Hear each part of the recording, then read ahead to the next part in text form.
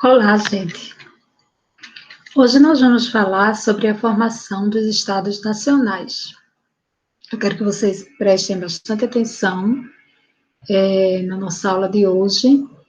O assunto a gente já iniciou na sala e eu gostaria que vocês acompanhassem agora como foi que se deu a formação dos Estados Nacionais, por que ocorreu, como foi essa formação. Esse é o foco da nossa aula de hoje, ok? Então, o termo Estados Nacionais costuma ser utilizado para designar o resultado da dinâmica política e econômica que levaria a uma nova formulação de Estado nos reinos europeus, possibilitando o fortalecimento e subsequente centralização do poder real. Durante a Idade Média, a Europa em geral seria caracterizada pela forte presença política dos senhores feudais, junto com a influência da Igreja. Isso acabaria por assegurar a fragmentação do poder durante o período. No século XIV, porém, esse sistema afundou em uma forte crise, depois da desagregação social causada pela epidemia de peste bubônica, que muito agravaria a crescente paralisação do mercado agrícola. Neste contexto, ocorreu a ascensão da burguesia, anteriormente mais predominante nas atividades comerciais das cidades feudais. O grupo se tornaria cada vez mais influente ao adquirir as terras dos arruinados senhores feudais, o que lentamente alteraria o eixo da economia para as atividades comerciais no meio urbano. Isso desenvolveria substancialmente o comércio.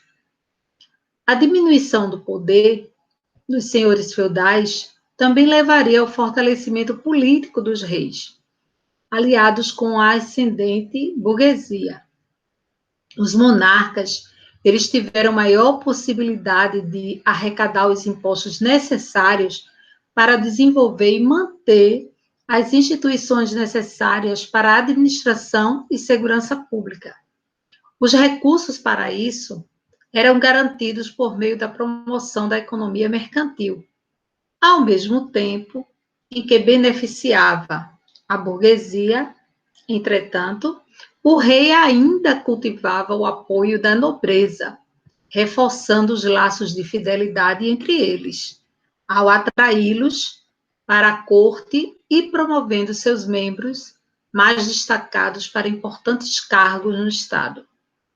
Desta forma, a nobreza perdia sua autonomia e se tornava subserviente ao rei. Ao mesmo tempo, as fronteiras tornavam-se melhor defendidas, gerando paulatinamente o sentimento de uma identidade nacional pelo reino. A maioria dos reinos europeus passou mais cedo ou mais tarde por esse processo. Um caso precoce foi Portugal, consolidado já no século XIII. Apesar de ter sua independência frequentemente ameaçada pela vizinha Castela, que, por sua vez, apenas se uniria com Aragão e formaria a Espanha moderna no século XV. As monarquias em França e Inglaterra também mostrariam cedo sinais de fortalecimento do poder real, mas apenas depois da Guerra dos 100 Anos, travada entre ambos, desde o século XIV, e especificamente no caso inglês, a Guerra das Duas Rosas, que opôs a Casa Lancaster e a Casa York no século XV, foi que o poder real se consolidou, respectivamente, com a dinastia Valois e a dinastia Tudor. Esse processo de centralização política acabaria por resultar mais tarde na formação de um sistema característico da era moderna, o absolutismo, que encontraria sua expansão mais famosa em França, com Luís XIV, conhecido como o Rei Sol. Entretanto, em algumas regiões, o processo que levaria ao Estado Nacional não seria completado nesse período. Embora tanto no Sacro Império Romano Germânico, quanto na Península Itálica, ocorresse a crise do feudalismo e o início da centralização política, as forças regionais foram fortes demais para que fosse possível a consolidação de um poder central. Assim, ambas as regiões seriam politicamente fragmentadas durante a Era Moderna. Enquanto o Império possuía vários ducados, reinos e cidades independentes, na Península Itálica, muitas terras foram dominadas por potências estrangeiras ou eram subordinadas à Igreja. As modernas nações, conhecidas como Alemanha e Itália, apenas surgiriam no século XIX. Um Estado nacional contemporâneo tem como princípio realizar a sabedoria política e militar dentro de um determinado território, delimitando por fronteiras que definem quando termina um território e inicia outro. O Estado Nacional é também chamado de Estado-nação. Leva em consideração as pessoas que vivem no território e que possuem características singulares, segundo a sua identidade. A língua, a religião, a moeda, o hino do país, etc. Essa identidade ela é cultural, histórica, ética e colocadas em prática dentro do Estado. Os Estados-nações, ou propriamente dito, países, surgiram principalmente no fim do século XVIII e início do século XIX. Foram constituídos a partir do processo de industrialização original e clássica ou clássica, com mecanismo de divisão do espaço geográfico internacional, estabelecendo uma nova configuração política e espacial. Tudo isso é fruto da burguesia e revolução industrial, que contribuiu para proteger o mercado de um determinado território. Nesse contexto, quem não realizasse medidas de proteção de mercado seria incapaz de competir com produtos ingleses. Então, era preciso fechar o mercado. A proteção de mercado não deveria se limitar apenas a fiscalizar as fronteiras ou taxar produtos, por exemplo. Mais do que isso, era preciso constituir sentimentos de amor à pátria, é justamente onde vai surgir o nacionalismo em seu povo. O nacionalismo e o patriotismo, ou o patriotismo, passou a ser desenvolvido através de vários meios. Como a escola era pública e obrigatória, ela conseguia atingir uma grande quantidade de crianças. As Forças Armadas, antes constituídas por mercenários, passou a aceitar somente pessoas da mesma língua e com afinidade com o país. Outras maneiras de consolidação do sentimento nacionalista eram retratadas nas obras literárias, folclores, tradições, culinárias, datas comemorativas, modos de vestir e etc. A concepção do Estado Nacional ocasionou divergências entre reis e imperadores. No século XVI e XVII, no XIX, entre a Igreja e nação, e entre senhores feudais e o Estado. Posteriormente aos conflitos, o Estado foi consolidado, superando as ideologias e interesses da Igreja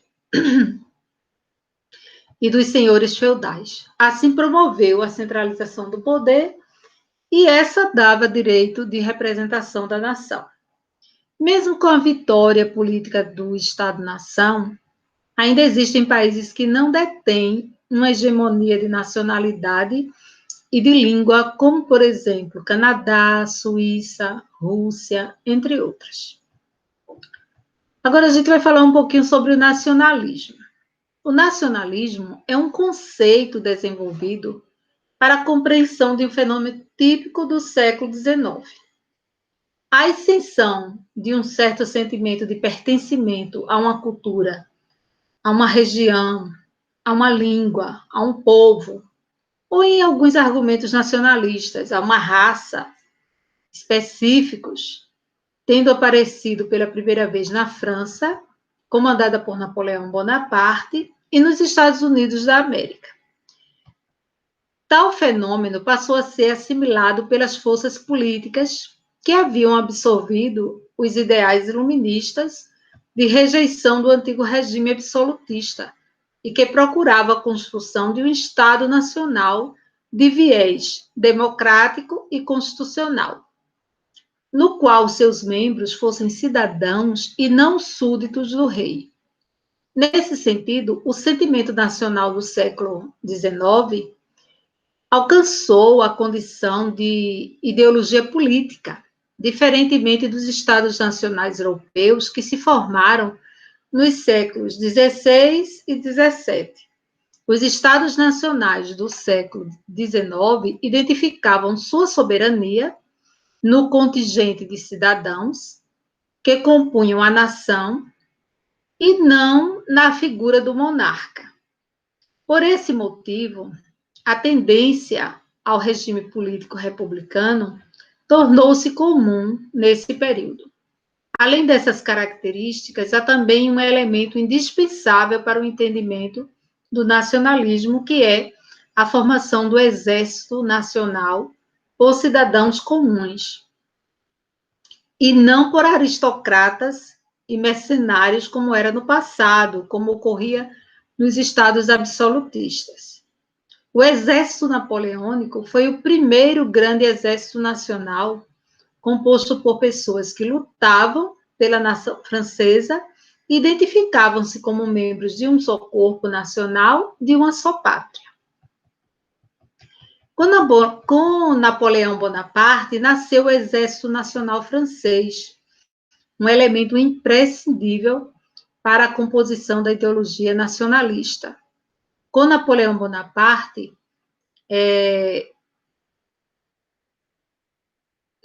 nasceu o Exército Nacional Francês, né? E é interessante a gente reconhecer que, sendo assim, o nacionalismo desenvolvido no século XIX compreendeu um conjunto de sentimentos, ideias e atitudes políticas que resultaram na formação dos Estados-nações contemporâneos. Acompanham a formação desses Estados-nações as nações de soberania e de cidadania, garantidas por uma Constituição democrática. Além disso, noções como povo, fronteiras nacionais e herança cultural, incluindo a língua, dão suporte para a ideologia nacionalista. Processos históricos, como a unificação italiana e a unificação alemã, derivaram dessa ideologia. Entretanto, o desenvolvimento dessa forma de organização política, combinado com o advento das massas, grande aglomerado de pessoas em centros urbanos, que foi provocado pela Revolução Industrial, culminou nas primeiras décadas do século XX, na Primeira Guerra Mundial, e, posteriormente, na ascensão de regimes totalitários de viés nacionalistas, extremistas, como o nazismo e o fascismo. As teorias racistas e defensoras da superioridade da raça ariana branca e da escolha do povo alemão como um povo encarregado de construir um império mundial, elaboradas pelo nazismo. Foram variantes catastróficas da ideologia nacionalista. Então, se por um lado a gente reconhece que o nacionalismo é uma coisa boa, porque está valorizando a nação, né? Está fazendo com que o povo adquira amor à pátria. Por outro lado, quando ele se torna excessivo, ele pode prejudicar, porque ele pode se constituir num regime fechado, em que as pessoas se fecham para o mundo e começam a perseguir e a adquirir inimigos no mundo, né? Então, países começam a entrar em conflitos porque acham que seu país é melhor, porque sua nação é mais importante, essas coisas, né? Bom, nós vamos discutir esse ponto na sala de aula, vamos fazer perguntas, né, para que a gente possa aprofundar mais. Esse tema é bem interessante, porque mostra como surgiram os países, né, como eles passaram do sistema feudal no passado, né, e depois cresce a classe burguesa, e com a classe burguesa, a Revolução Industrial, aí vai aumentando os centros urbanos e daí surgindo as cidades. Surgindo as cidades, há uma necessidade de uma formação política, e essa formação política vai ser com os estados nacionais. Então, é quando vai surgir os países com a sua postura política, econômica, religiosa, com sua cultura, e vai se ter, nesse momento, no século XIX, um espírito nacionalista, que vai se desenvolver, culminando, assim, interesses individuais para esses países. Ok? Então, na sala, nós vamos discutir mais sobre esse assunto. Tchau.